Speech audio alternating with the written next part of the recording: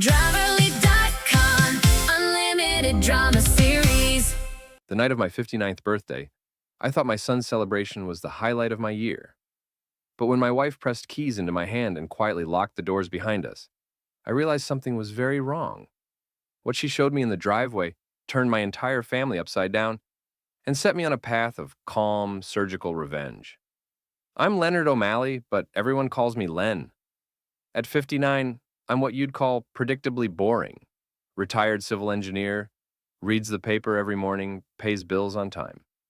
My wife Pauline and I raised our son Nick to be ambitious and successful, and by all accounts, we succeeded. At 32, he's got the house in the suburbs, the charming wife Gina, and an 8-year-old daughter Lily, who still thinks her grandpa hung the moon. That's why when Nick insisted on hosting my birthday party, I was genuinely touched.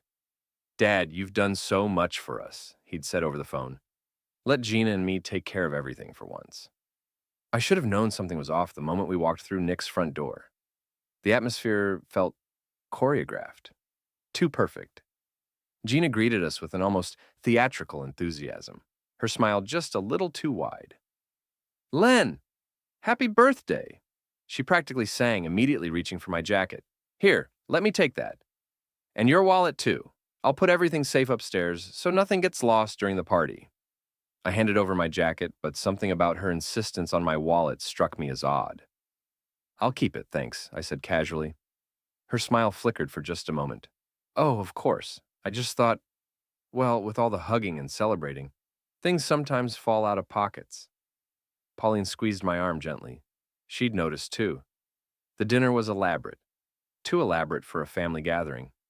Nick kept checking his phone between courses, and Gina seemed to be texting constantly.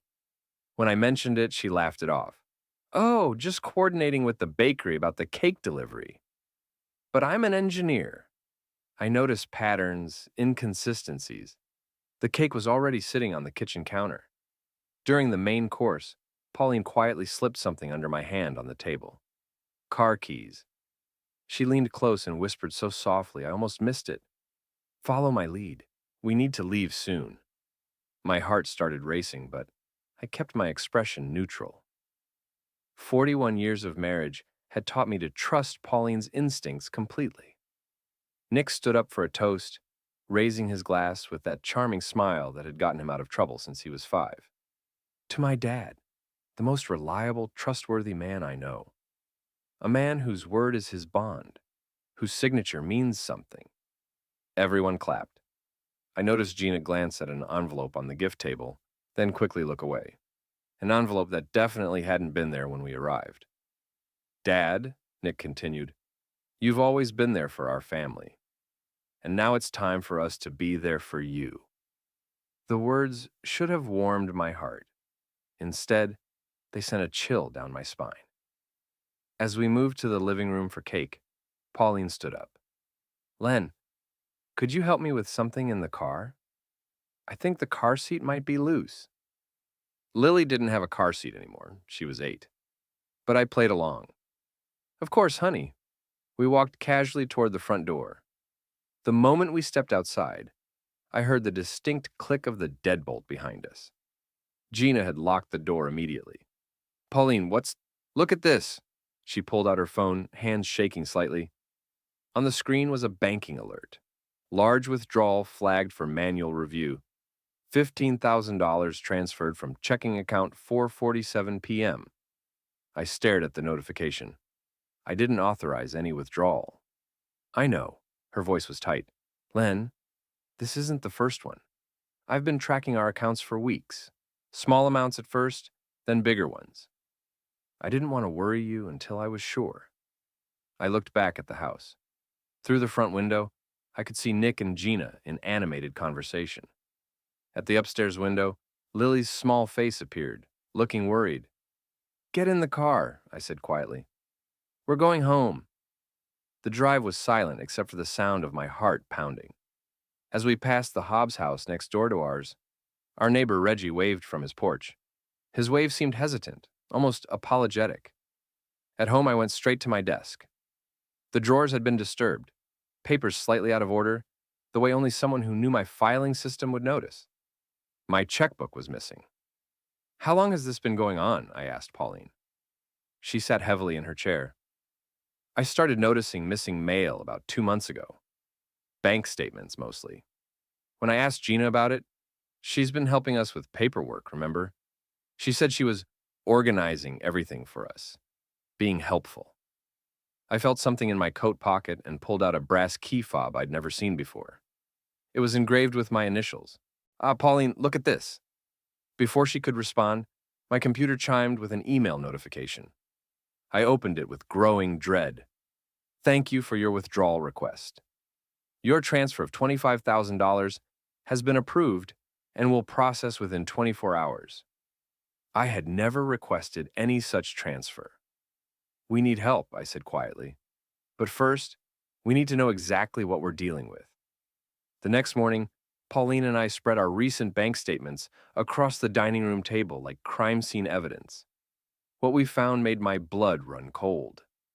Over the past 3 months, there had been dozens of small withdrawals, $200 here, $500 there. Amounts small enough to avoid triggering automatic alerts, but large enough to add up to nearly $8,000. Look at this, Pauline said, pointing to our recycling bin. Remember how Gina offered to help us declutter our mail? I found these in the shredder. She held up carefully taped together pieces of bank correspondence. Letters about account changes, withdrawal confirmations, even a notice about adding an authorized user to our accounts. She's been intercepting our mail, I realized, shredding anything that would tip us off. I needed to research this properly, but I didn't trust our home computer anymore. Instead, I drove to the town library and used their public access terminal to look up our property records. What I found there made me sit back in shock. There was a pending transfer notation on our house title. Someone had initiated paperwork to add Nick and Gina as joint owners of our home. Walking back to my car, I heard Reggie call out from across the street. Len, got a minute?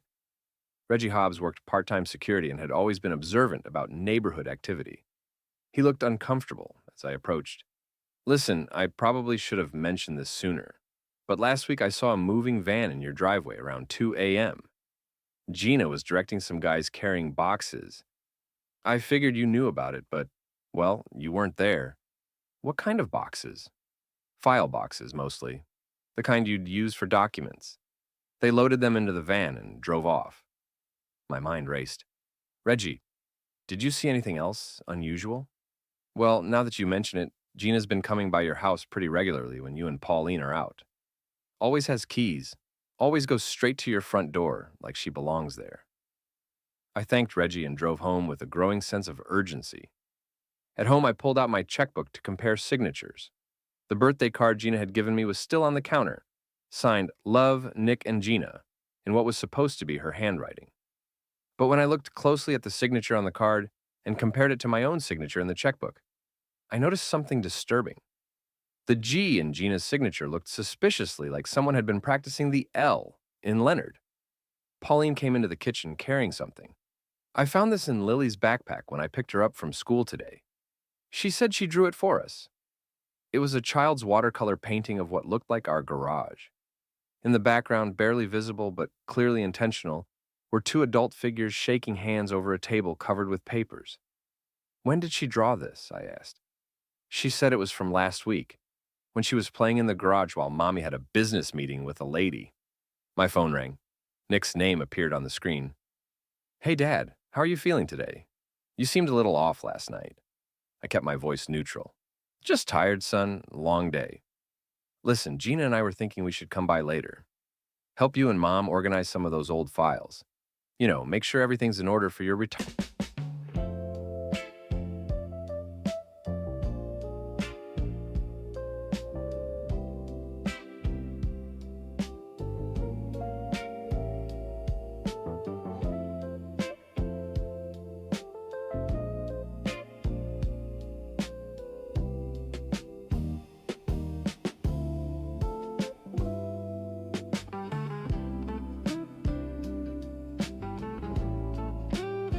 Planning. Through the kitchen window, I could see a car parked across the street that hadn't been there before. That's thoughtful, Nick, but we're fine. Maybe another time. Dad, I really think. I hung up and immediately changed all our online banking passwords. 10 minutes later, my phone buzzed with an alert that made my hands shake. Loan application submitted using your personal information. Please contact us immediately to verify. I called the bank first thing Monday morning and scheduled a meeting with Ms. Ashira Patel, the branch manager. I'd met her a few times when Gina had helped us with banking issues, and she'd always seemed professional, if a bit formal. Mr. O'Malley, she said, gesturing to a chair in her office. Gina mentioned you might have some questions about your recent account activity. The fact that Gina had already spoken to her was telling. I'm concerned about some withdrawals I didn't authorize, I said calmly. Ms. Patel pulled up our account on her computer, frowning slightly. I see several transactions here, but they all appear to have proper authorization. Your signature, verbal confirmations? I never gave verbal confirmation for anything. Well, these things can get confusing. Paperwork does get messy sometimes. Perhaps you should talk to Gina. She's been handling most of your banking needs lately, hasn't she? I was about to respond when something on her desk caught my eye. A family photo, partially hidden behind her computer monitor. In it, Ms. Patel stood with several other people at what looked like a wedding celebration. One of the women in the photo was unmistakably Gina. Ms. Patel, I said carefully, how long have you known my daughter-in-law? Her face flushed slightly. We've worked together on your account for several months now. That's not what I asked.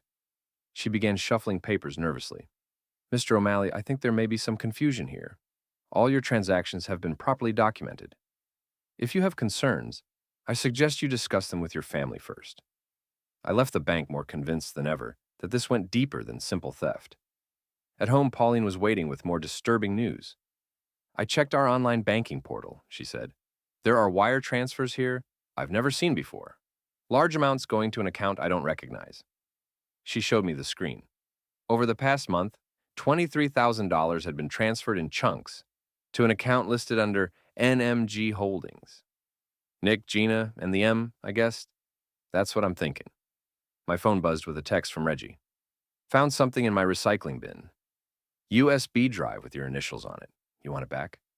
20 minutes later, Reggie handed me a small USB drive labeled LO, Personal Files. Found it this morning when I was putting out trash, he said. Weird thing is, I don't remember throwing it away.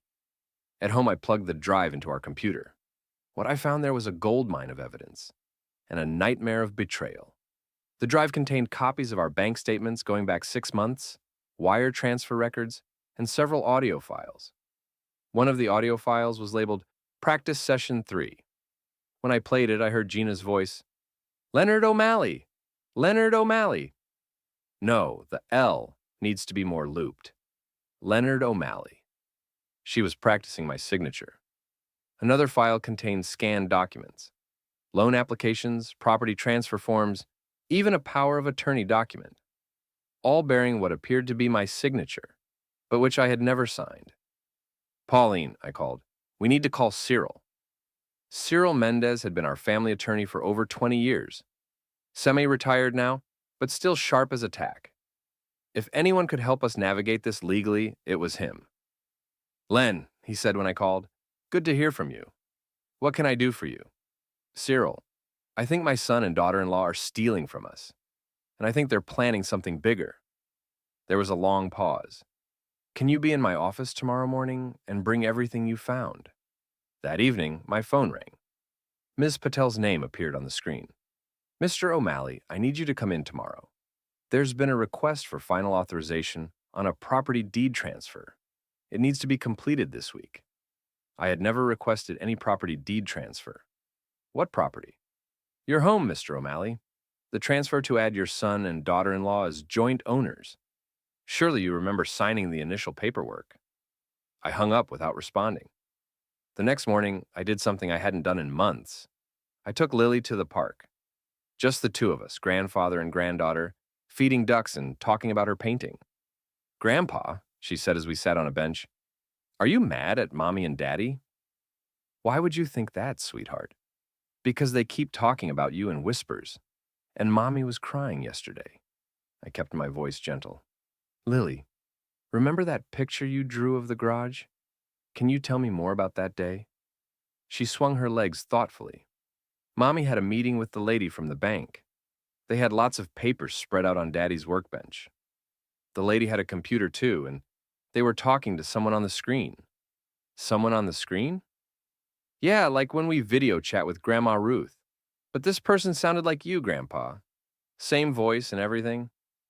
My blood ran cold.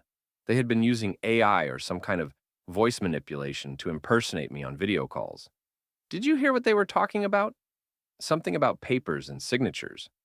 And the lady said, "This should be the last authorization we need." After dropping Lily back home, I went straight to Cyril's office. His cramped space was filled with law books and case files, but his mind was as organized as ever.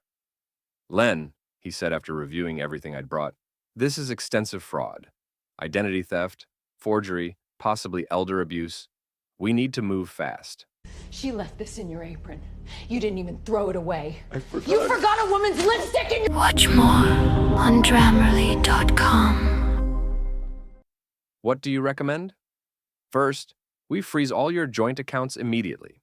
Second, we file for a temporary restraining order to stop any property transfers. Third, we gather witnesses. Witnesses? Your neighbor Reggie, for one.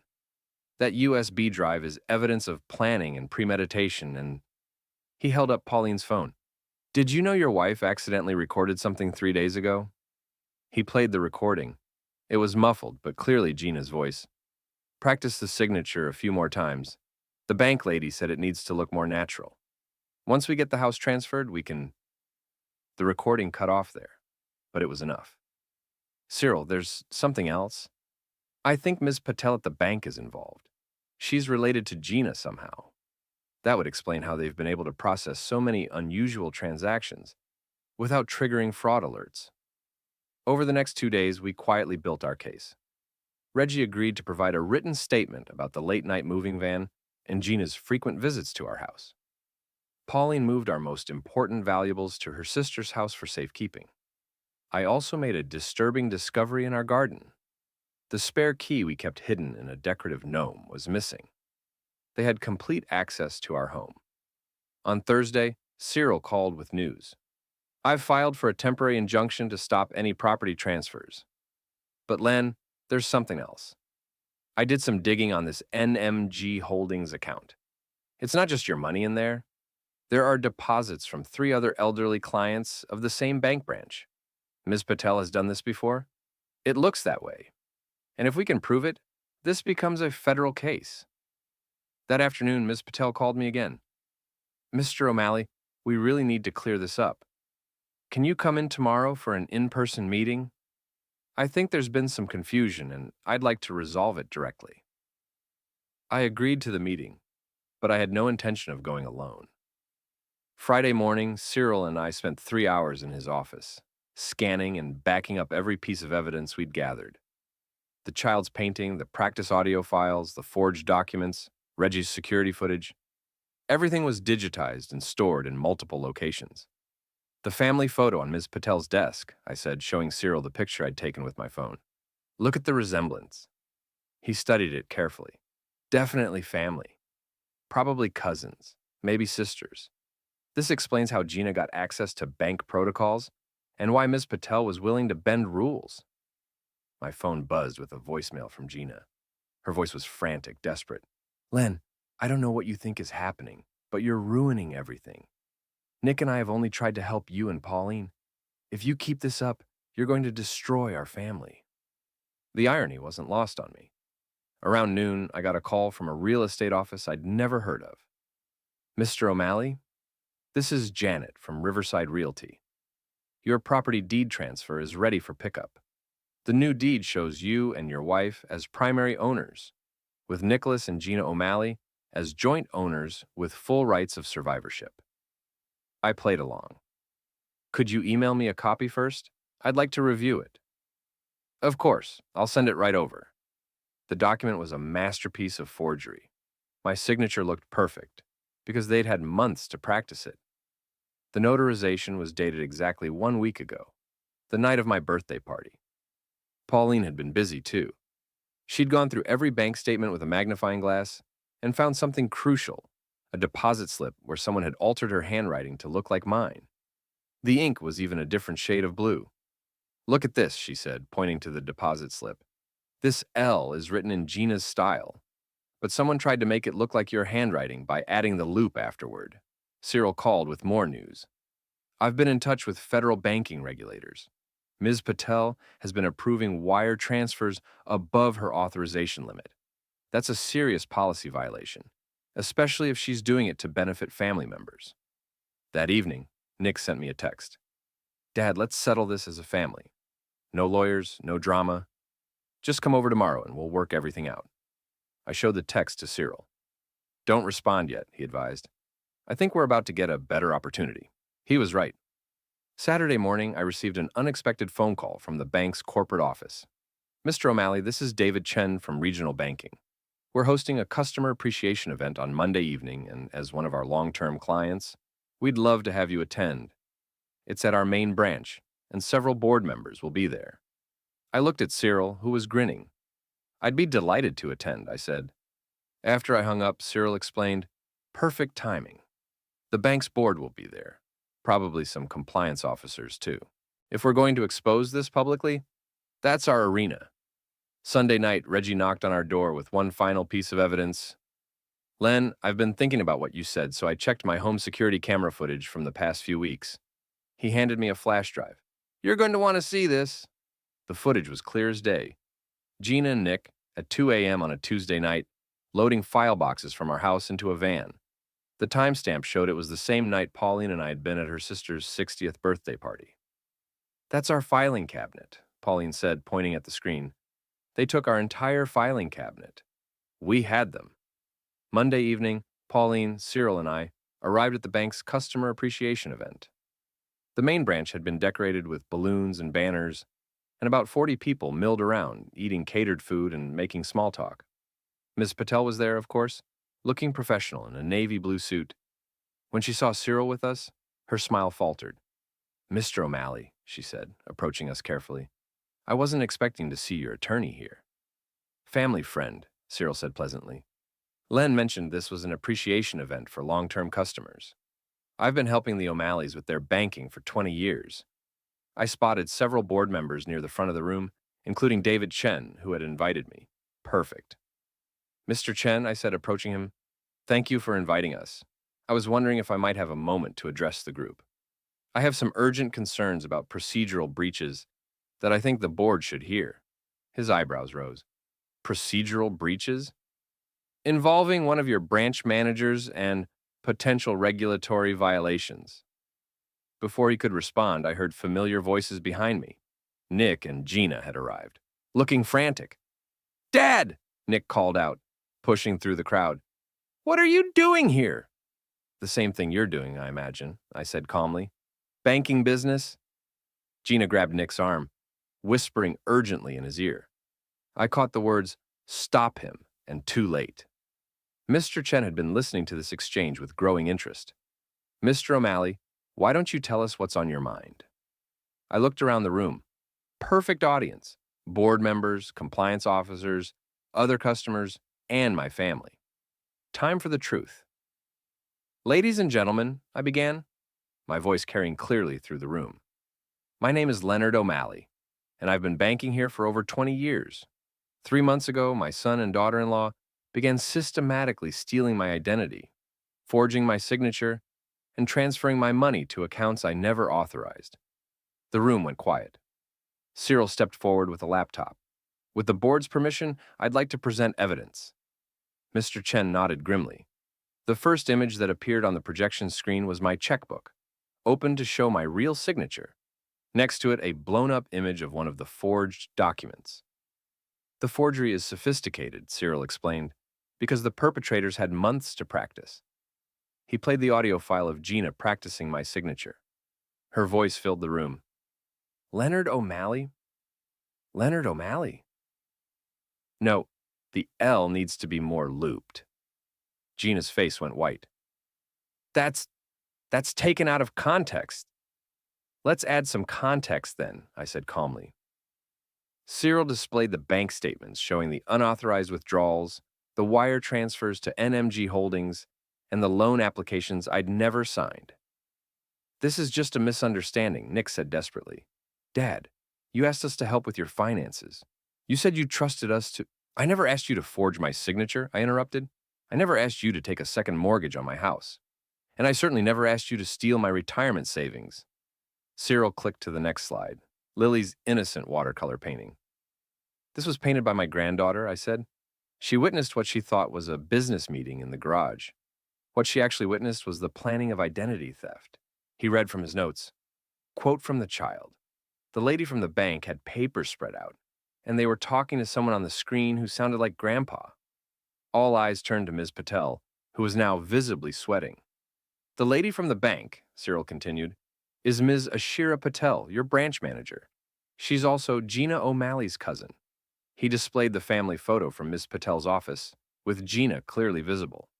"Ms. Patel has been approving unusual wire transfers, loan applications, and property deed changes without proper authorization protocols. She's been doing this not just for the O'Malleys, but for at least 3 other elderly clients." A woman I recognized as the bank's compliance officer stepped forward, looking alarmed. "Mr. Chen, I need to make some calls." "Furthermore," Cyril continued, "we have security footage of the defendants removing filing cabinets full of documents from the O'Malley's home at 2 a.m. while the victims were attending a family event." The security footage played on the screen. The timestamp was clear, the faces unmistakable. Pauline stood up. "They had us convinced we were getting forgetful, that we needed their help managing our affairs. They were gaslighting us while they robbed us blind." "This is all circumstantial," Gina protested. "You can't prove—" "Actually, we can," I said quietly. I pulled out my phone and played the recording Pauline had accidentally captured. Gina's voice filled the room. "Practice the signature a few more times. The bank lady said it needs to look more natural. Once we get the house transferred, we can—" The silence in the room was deafening. Mr. Chen looked at Ms. Patel. "Ashira, is this true?" Ms. Patel's professional composure finally cracked. I was trying to help family. The transactions were small at first, and—" "You facilitated identity theft and elder abuse," Cyril said firmly. "You violated federal banking regulations and put this institution at risk of massive regulatory fines." The compliance officer returned from her phone call. "Mr. Chen, I've contacted the federal banking regulators and local law enforcement. We need to freeze all accounts associated with this matter immediately." Nick made one last desperate attempt. "Dad, please, we can work this out as a family. I'll pay everything back. Just don't press charges." I looked at my son, really looked at him. The charming smile was gone, replaced by panic and desperation. This wasn't a mistake or a moment of weakness. This had been a months-long campaign to steal our life savings and our home. "Nick," I said sadly, "you stopped being my family the moment you decided to steal from yours." Mr. Chen stepped forward. "Ms. Patel, you're suspended immediately pending a full investigation. Security will escort you from the building." He turned to the room. "Ladies and gentlemen, I apologize for this disruption. The bank takes these allegations extremely seriously, and we will cooperate fully with law enforcement." As if on cue, 2 police officers entered the room. The compliance officer had moved quickly. "Nicholas and Gina O'Malley," one of the officers said, "we need to speak with you about charges of identity theft, forgery, and elder abuse." As they read Nick and Gina their rights, I felt a hand slip into mine. Pauline squeezed gently. "It's over," she whispered. But it wasn't quite over. There was still Lily to think about, still a family to rebuild from the ashes of betrayal. As Nick and Gina were led away, I thought about the long road ahead. Legal proceedings, financial recovery, and somehow explaining to an 8-year-old why her parents had made such terrible choices. The bank's customer appreciation event had become something entirely different, a public reckoning that would protect not just our family, but other elderly clients who might have fallen victim to the same scheme. As we walked out of the bank that night, Cyril put a hand on my shoulder. "You know, Len, most people in your situation would have lost their temper, made threats, maybe even gotten violent. But you did this the right way. You built a case, gathered evidence, and let the law handle it. I'm an engineer, Cyril. I believe in systems that work. 3 months later, Nick and Gina pled guilty to multiple felony charges. Ms. Patel lost her banking license and faced federal charges for regulatory violations. The bank recovered most of our stolen funds and implemented new protocols to prevent similar fraud. Lily came to live with us while her parents served their sentences. It broke my heart to see her confused and hurt, but children are resilient. We're working through it together, one day at a time. The brass key fob that started this whole investigation? It was for a storage unit Nick and Gina had rented to hide the documents they'd stolen from our house. They'd planned to give it to me as a birthday gift, the key to my own stolen property. The irony would have been amusing if it weren't so cruel. Sometimes people ask me how I stayed so calm through everything, how I didn't lose my temper or seek revenge. The truth is, I did get my revenge. But it was the kind of revenge that rebuilds rather than destroys, that protects future victims rather than just punishing past crimes. Justice, it turns out, is much more satisfying than anger. And Pauline? She still has the sharpest instincts of anyone I know. The night she pressed those keys into my hand and whispered for us to leave, she saved us from losing everything we'd worked for our entire lives. Sometimes the people who love you most are the ones who see danger coming long before you do. Sometimes the best birthday gift you can get is finding out who you can really trust. And sometimes the most devastating revenge is simply telling the truth.